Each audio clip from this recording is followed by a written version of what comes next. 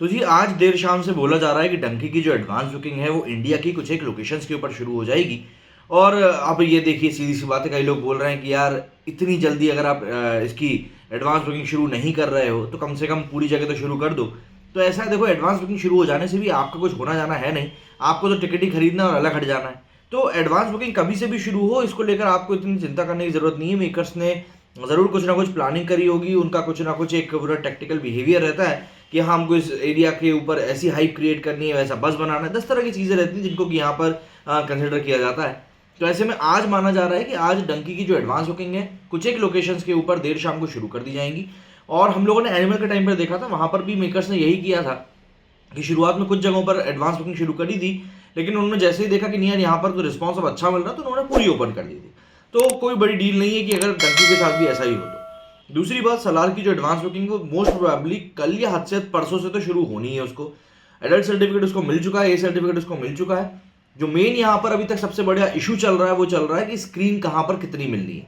उसी के चक्कर में जितनी भी एडवांस बुकिंग डिले हो रही है वो इसीलिए हो रही है। एक बार स्क्रीन्स का पूरा पता चल जाएगा कि हाँ यहाँ पर इतनी स्क्रीन है, वहाँ इतने शोज हैं, उसके बाद में कोई दिक्कत नहीं होगी और हर एक जगह पर जो एडवांस बुकिंग को लेकर जो भी ओपनिंग्स होनी है वो हो जाएंगी। इंडिया में माना जा रहा है कि भाई एडवांस बुकिंग काफ़ी स्ट्रांग होने वाली है, हालांकि क्योंकि यहाँ पर एक क्लैश होने वाला है, उस क्लैश के चक्कर में शायद वो एडवांस बुकिंग वो जवान टाइप के फिगर्स को टच नहीं कर पाएगी जैसा कि हम लोग उम्मीद कर रहे हैं। मतलब जवान के टाइम में 40-44 करोड़ की एडवांस बुकिंग हुई थी जो कि बहुत शानदार थी। इवन पठान के टाइम पे 30 करोड़ से ज़्यादा की एडवांस बुकिंग हुई थी। तो मैं एक्सपेक्ट करके चल रहा हूँ कि 30-32 करोड़ के आसपास ही शायद डंकी की भी एडवांस बुकिंग इंडिया में हो जाए। अगर इंडिया में डंकी की इतनी एडवांस बुकिंग हो जाती है तो 50 से 55 करोड़ रुपए नेट कलेक्शन हो सकता है। एंड उसको लेकर हम बोल सकते हैं कि 65 से 70 करोड़ ये मूवी एक तरीके से ग्रॉस कलेक्शन में कमा लेगी। बट अगर हम बात करें ओवरसीज, तो ओवरसीज में अभी जैसा कलेक्शन चल रहा है उसको देखकर लग रहा है कि शायद ये ओवरसीज में 25 से 30 करोड़ कलेक्शन निकाल लेगी। मतलब वर्ल्ड वाइड एक तरह से हम कह सकते हैं कि शाहरुख खान की मूवी डे वन को 100 करोड़ रुपीस निकाल सकती है। अभी तक जो आंकड़े निकल कर सामने आ रहे हैं फॉरेन से, अब उतनी ज़्यादा अभी गति दिख नहीं रही है, मतलब कि उतने ड्रास्टिक चेंजेस नहीं आ रहे हैं, बहुत मिनिमल चेंजेस आ रहे हैं। बट मुझे ऐसा लग रहा है कि शायद इंडिया में जैसे ही एडवांस बुकिंग ओपन होगी वैसे ही हमको ओवरसीज़ में भी एक जंप देखने के लिए मिलेगा। तो यहाँ पर अभी जो आंकड़े सामने आ रहे हैं उससे बताया जा रहा है कि यूएसए में अभी तक 1.4 करोड़ की एडवांस बुकिंग हो चुकी है। अगर हम डॉलर्स में बात करें तो डॉलर्स में ये आंकड़ा जाता है करीब करीब $1,70,000 के आसपास ये आंकड़ा जा रहा है। इसके बाद बारी आई थी कनाडा की, तो कनाडा में 40,000 के आसपास की इसकी एडवांस बुकिंग जा रही है, $40,000 के आसपास की। और ये आंकड़ा जो जा रहा है ये करीब करीब जाता हुआ दिख रहा है 31 लाख के आसपास ये आंकड़ा जा रहा है। तो ऐसे में यूएसए कनाडा को अगर हम मिला लें तो ये 1.7 करोड़ के आसपास यहाँ पे इस लोकेशन से ही पूरा का पूरा पैसा जो है निकल गया है। ऑस्ट्रेलिया की बात करें तो ऑस्ट्रेलिया में फिर भी ठीक ठाक एक कलेक्शन दिख रहा है, 66,000 का यहाँ पर $66,000 का यहाँ पर कलेक्शन दिख रहा है, जिसको कि हम 55 लाख कह सकते हैं। बात करें न्यूजीलैंड की तो यहाँ पर $6,700 का कलेक्शन है, 5.5 लाख रुपीज़ का, काफ़ी कम है पर ठीक है। बात करें अगर हम गल्फ की तो गल्फ में यूएई, ओमान, बहरीन ये सब आते हैं, जहाँ पर कुल मिलाकर करीब करीब $52,000 की कलेक्शन हुई है, 43 लाख के करीब। तो ऐसे में ये जो इन टोटल जो कलेक्शन निकल कर आ रहा है ये करीब करीब 3.7 करोड़ के आसपास का आ रहा है। और इसमें सबसे मेजर कंट्रीब्यूशन जो आ रहा है वो आ रहा है यूएसए कनाडा से, जहां से कि 1.7 करोड़ का कलेक्शन हुआ है। अब यहाँ पर कई लोग बोल रहे हैं, सलार के जो फैंस हैं उनका कहना है कि भाई सलार का जो कलेक्शन है वो 10-11 करोड़ रुपए पहुंच गया है। बिल्कुल पहुंच गया है, लेकिन अगर आप उस सलार के कलेक्शन में से प्रीमियर के कलेक्शन को हटा दें जो कि ऑलमोस्ट 7-7.5 करोड़ रुपए है, तो फिर ये आंकड़ा इसके बराबर ही आ जाएगा। मतलब 3-3.5 करोड़ के ही आसपास फिर एडवांस बुकिंग प्रभास की सलार की भी हुई है। बट यहाँ पर अब सलार के मेकर्स ने प्रीमियर रखा है और प्रीमियर का फायदा काफ़ी बार होता है, ये हमने देखा ही है। तो डंकी के मेकर्स ने क्यों नहीं रखा, ये भी एक सोचने वाली बात हो सकती है। बट ठीक है, जहाँ पर जिसको जैसा जो सोर्स मिल जाए वो वैसा कर लेता है।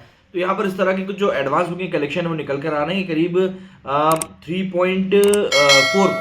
4 लाख डॉलर के आसपास की बुकिंग हो गई है और 3.7 करोड़ के आसपास इसने कलेक्शन निकाल लिया है। ओवरऑल की अगर हम बात करें तो 5 करोड़ के लगभग इसने अभी तक ओवरऑल कलेक्शन किया है, मतलब कि सभी दिन मिलाकर जो डे 1, डे 2, डे 3, डे 4 के आसपास उसने कलेक्शन किया है वो करीब करीब 5-5.25 करोड़ के आसपास हो चुका है। तो डंकी की जो एडवांस बुकिंग है वो फॉरेन लैंग्वेजेस में अब ऐसा लग रहा है कि एक स्टिल पे पहुंच गई है।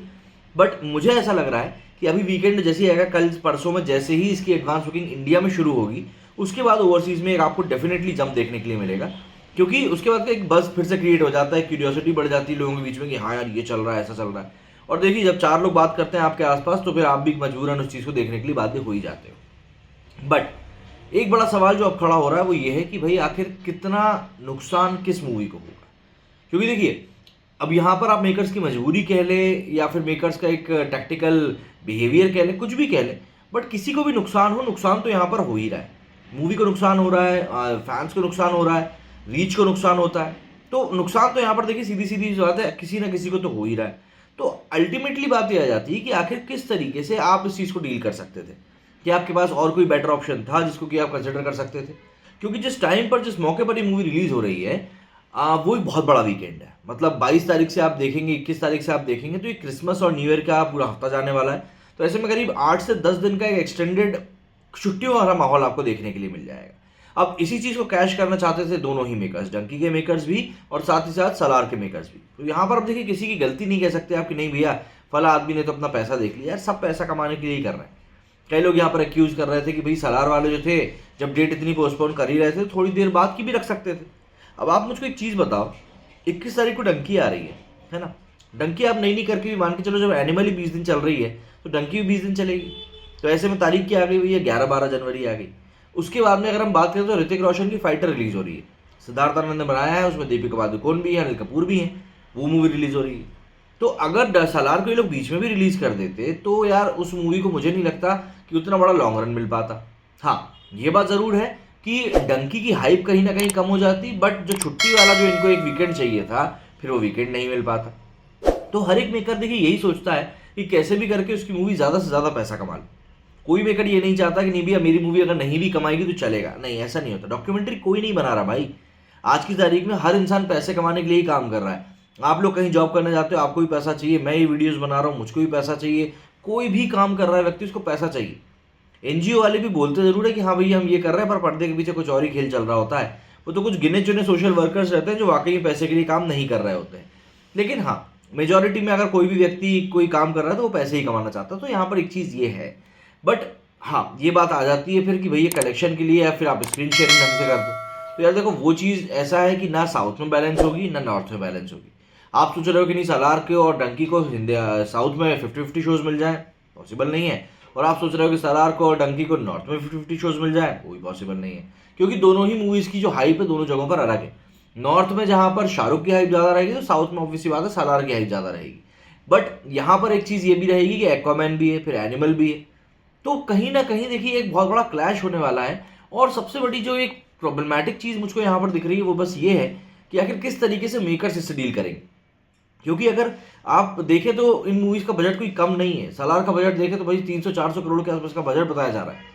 तो इन मूवीज़ को ना सिर्फ बजट रिकवर करना है, बल्कि एक कॉमर्शियल हिट भी खुद को साबित करने के लिए कम से कम 700-700 800 करोड़ रुपए निकालने होंगे। तो बड़ा सवाल ये है कि 2023 जो कि बॉलीवुड के लिहाज से, शाहरुख खान के लिहाज से काफ़ी अच्छा गया है, क्या वो एक बार फिर से बॉक्स ऑफिस के ऊपर इतना पैसा खींच पाएंगे? मतलब दो मूवीज़ को अगर 700-700 करोड़ भी हम मान लें तो 1400 करोड़ रुपए दो मूवीज़ को सिर्फ इंडिया से निकालना एक बड़ी बात होती है। ओवरसीज की तो हम बात ही नहीं कर रहे। क्या लगता है आपको, क्या कलेक्शन निकाल पाएंगे ये दोनों मूवीज? कमेंट करके जरूर बताइएगा। मेरे इस वीडियो फिलहाल इतना ही। जय हिंद, जय भारत।